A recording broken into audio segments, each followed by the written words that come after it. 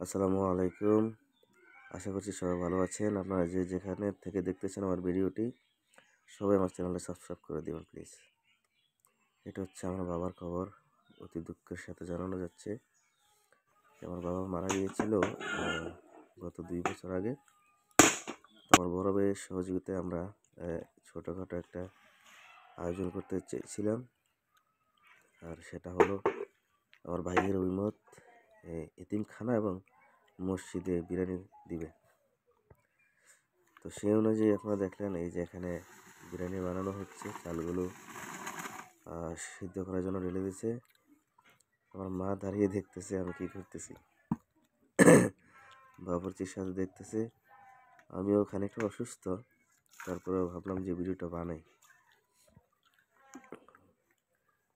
তো যিনি এখানে কিন্তু আগে থেকে চিকেন বানানো আছে। এই যে বাবুর্চি যিনি, ওনার নাম হচ্ছে জাকির ভাই, আমাদের পরিচিত একজন। আমরা যে কোনো কাজে ওনাকে আনি। তো উনি চালগুলোকে সিদ্ধ করতেছে। পানের ভিতরে আগে উনি মশলা সব দিয়ে দিছে। এখন চালগুলো সিদ্ধ করবে। সিদ্ধ হয়ে গেলে তারপর মনে হয় চিকেনগুলো দিবে আর কি। তো যাই হোক, একটা ছোট পরিসরে আমরা বিরিয়ানির আয়োজন করছি। শুধুমাত্র একটা মাদ্রাসা আছে, সেখানে এতিমখানা শিশুরা আছে 60 জনের মতো, শিক্ষক আছে প্রায় 3-4 জন। আর হচ্ছে আমাদের মসজিদে, আমরা যে মসজিদে নামাজ পড়ি আমাদের, সেই মসজিদে প্রায় মসজিদের জন্য 250 প্যাকেট করা হবে। টোটাল 310টা প্যাকেট করা হবে। টোটাল 300-র মতো করা হবে। যাই হোক, সেখানে আমরা কাজের সাথে আমার বড় ভাই নিজে করে আনছি চান্দিনা থেকে। 20 কেজি চাল, 27 কেজি মুরগি এবং আর অন্য মশলা, তেল যা যা লাগে উনি নিয়ে আসেন। যাই হোক, আমি এবং বড় ভাই গিয়ে এই বাবুর্চি যিনি, আমাদের জাকির ভাইয়ের সাথে কথা বলে ওনাকে নিয়ে আসলাম আমরা। আপনারা দেখতেছেন চালগুলো প্রায় আধা সিদ্ধর পথে মনে হয়। এখন উনি এই যে চিকেন আগে থেকে রেডি করা আছে, চিকেনগুলো ঢালা হচ্ছে এখানে তেলের ভিতরে।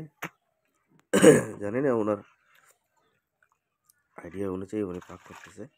আমরা সচরাচর পাক করি না। আমি আগেই বলেছি আমাদের যত ইভেন্ট হয় ওনাকে দিয়ে আমরা কাজগুলো করি।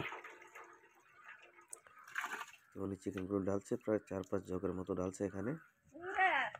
তো এখন এই চিকেনগুলো চালের সাথে মিক্স করে দিলে আপনারা দেখতেছেন মিক্স করতেছে। এবং ওগুলো এখানে এই সবগুলো কিন্তু বাসমতি চাল না, এগুলো হচ্ছে চিনি গুঁড়া চাল দিয়ে বানানো হচ্ছে বিরিয়ানিগুলো। তো যাই হোক,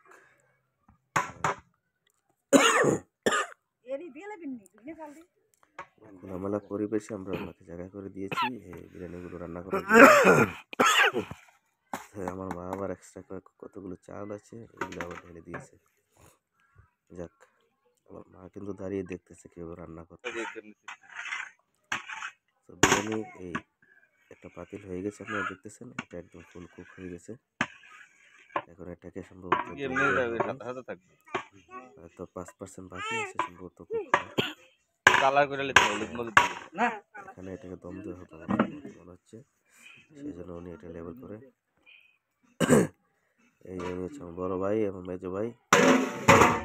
আমার বড় ভাই দাঁড়িয়ে আছে ওনার ছেলেকে নিয়ে, মানে আমার ভাতিজা দেখতেছে। হ্যাঁ, এই যে দম দিতেছে জাকির ভাই। তো আপনারা সবাই দোয়া করবেন আমার বাবার জন্য, যেন আল্লাহ তাআলা আমার বাবাকে জান্নাত নসিব করে। আমার বাবা জানা সত্ত্বেও কোনোদিন কারোর সাথে কোনো অন্যায় করেনি।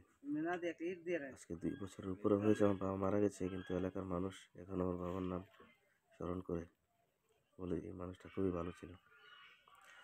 যাক, দম দেওয়ার জন্য আমাদের কাছে এই আটা নাই, তারপরেও উনি অন্য দিয়ে দম দিয়ে দিছে।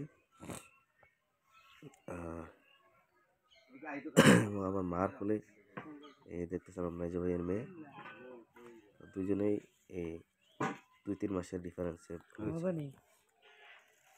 এবং আরও একটি ভাতের এখানে রেডি হয়ে গেছে। তো আপনারা সবাই দোয়া করবেন আমার বাবার জন্য। আসসালামু আলাইকুম।